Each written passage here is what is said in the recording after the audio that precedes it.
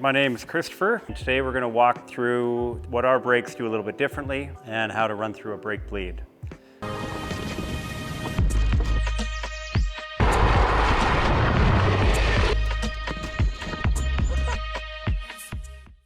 Pride ourselves on customer service, so any troubles or issues, make sure you reach out to us. That way we can help you out. If you don't have access to a bike shop, if you don't have the tools, and this isn't something you're looking at doing on your own, we do offer a program where you can take your brakes off the bike, put them in a box, send them back, and we'll send you new brakes. Kind of a refurbishing program that we can do. What we're doing to make the front brakes of our bike work, we've taken a single lever, running the line down to a brake splitter, or a T-piece is what Magura calls it, and that runs to your left caliper and your right caliper. The main way that we make that work, because we're doubling the number of calipers you'd normally have, is we're effectively overfilling that system. We're putting more oil in there and we're advancing the pistons forward. We're just minimizing the tolerances. We're running everything really tight to give you a nice tight lever feel at the beginning. And there's a couple things you have to know about how that works and how to keep it maintained. The number one thing is that it's a completely closed system, and that because we've overfilled it, you have to be really careful pushing the pistons back out. And in fact, you can't push them out unless you've opened up the system and put the syringe on top. So that's kind of the number one thing. And the reason why you'd be pushing your pistons back would be when you're changing pads, if you're cleaning the caliper, or to realign the pistons. So that kind of highlights the differences that we're doing with our front brake. That's generally where we're finding most of the issues. We ask that, again, these issues just contact us directly. Magura won't be able to help out with these issues because we have modified their product. This video we anticipate being used by bike shops as well to learn what we're doing and how to get it set back up like new. One of the common questions we'll get, people will assume that you have to bleed both the calipers at the same time, but we found that just doing one at a time doesn't leave any room for air to remain in the system, and it's a lot simpler of a process here. And simplifying it does help ensuring that you've done every step, you've done it well, and there's no air left in the system. If any of this isn't clear, you're looking for more information, the resources from Magura apply to everything that we're doing here, with the only difference being the considerations around having the system overfilled. The next thing we're going to cover here is how to troubleshoot some of the issues that you could be having with your brakes. The front brakes do require a little bit more service because we are writing those tolerances a little bit tighter, so they do require more general maintenance.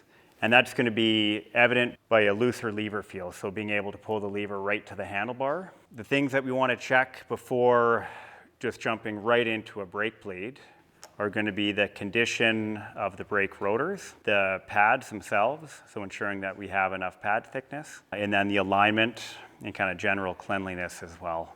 So the tools that we're using are going to be a Torx 25 driver. We've got some spare pads here. I've got a cloth, some cleaner, and a toothbrush for cleaning the calipers.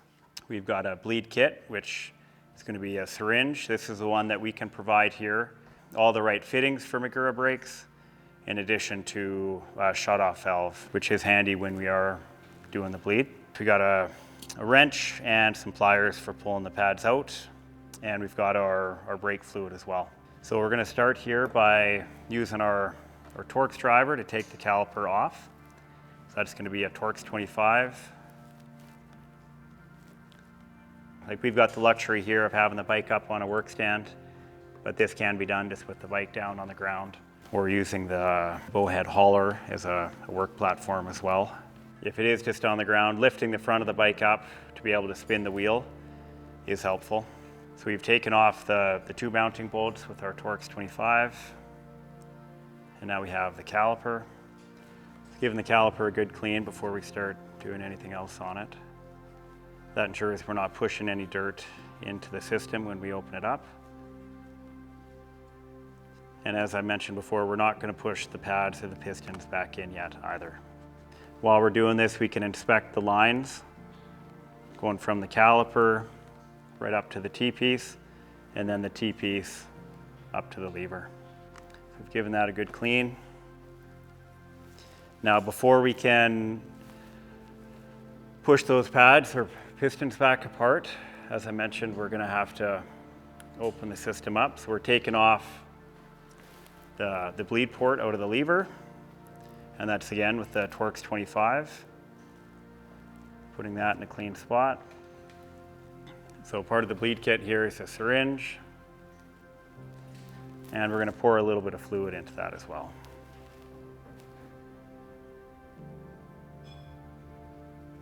Again, using the Magura tool here, we can push it between the pads and kind of gently make a little room in there. That's going to let us pull the pads out with the pliers here. So these also serve as the bleed blocks. So they space the pistons properly. They take up that space while we're bleeding the brake. If you didn't get these with your bike, again, just reach out and we can make sure you get a pair. So the next step here, we're going to prepare the syringe. So we're going to pull up some of the mineral oil, getting as much of the air out as we can. And because we've already opened the system up here, when we take off bleed port here on the caliper, we're just going to cover it up right away so we're not losing any fluid. So I've got the whole thing in a rag, so I've blocked that off. So we can thread on the bleed syringe, cleaning up any fluid that escapes there. And then just making sure we have a nice snug fit. So tighten that up.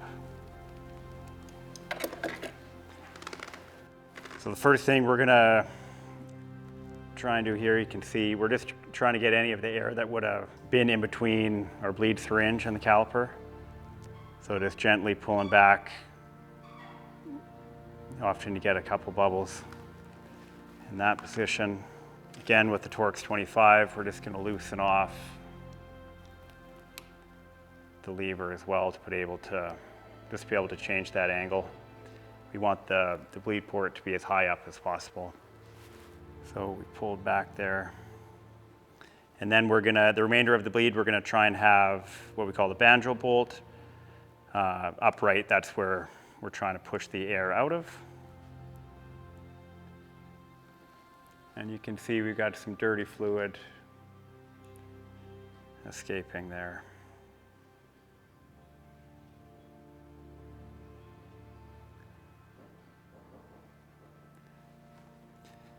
Throughout the bleed, you want to push the fluid pretty gently. You don't want to create any turbulence as you're moving fluid throughout the system. Then we can gently pull that fluid back through with negative pressure.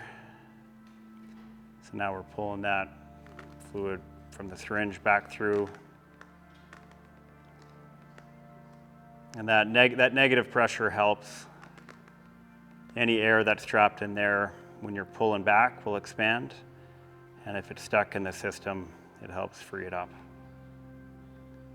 And we can work the lever a little bit too, creating a little jarring motion to free up any air bubbles that are hiding in there. And one of the nice features with the shut-off valve here on the bleed syringe is we can close that valve off, and that gives us a good idea of our lever feel. Happy with how this one side has gone here. So we're going to remove this bleed syringe, so kind of a reverse order of what we've done up to this point. This comes off, keep any fluid from escaping. If a little fluid's coming out, that means that air isn't going in, it's just fluid coming through the system, and that's all right. So losing a couple drops here is okay. We can clean it up right away with our towel. All of the torque specs can be found online as well. And we're following exactly what Magura has for that. Bleed blocks can come out. We're really careful in this process not to get any mineral oil on the pads or on the disc itself. And it's a good habit to never even touch the surface of your disc rotor. Even just the oils from your fingers can contaminate that. And that's the other thing with the pads out that we're looking at. On the transport device is a little notch, and that's going to check the minimum thickness for the pads here.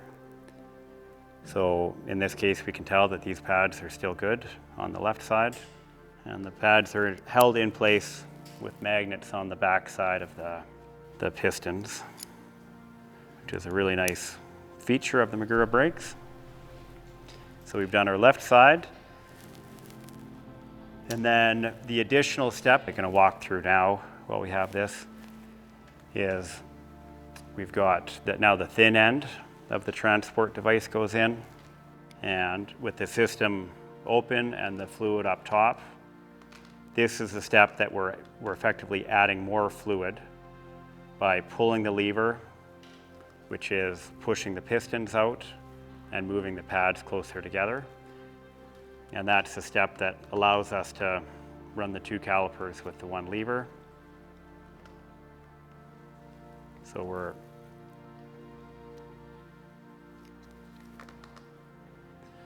pushing those in. So it's holding the thin side of the transport device really nice and firm, moving those pads together until there's just enough room, or even just where you have to wedge them back out a little bit. So that's going to give us that really nice tight lever feel on the front. So our next step here is to pull the fluid out of the syringe up top. So this will be our waste oil that can be disposed of. Going to move our lever back up.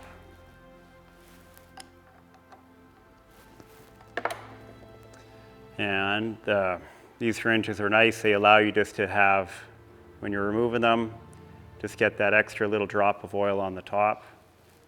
If a little bit of oil is coming out, that's good, because it means that air is not going in. So I've got my rag ready here to capture that oil as I tighten on the bleed cap on the lever. A common mistake is to use too much torque when tightening this. It's a very small amount. So we're just holding the tool kind of right from the shaft here and just gently tightening it, and then matching the original lever position. So we've just done the left caliper on the front of the Bowhead Reach from beginning to end, and then we're going to repeat that process with the other caliper, and that makes sure that any air in that right side is going to get bled through as well. And any questions, just reach out to service at Bowhead Corp.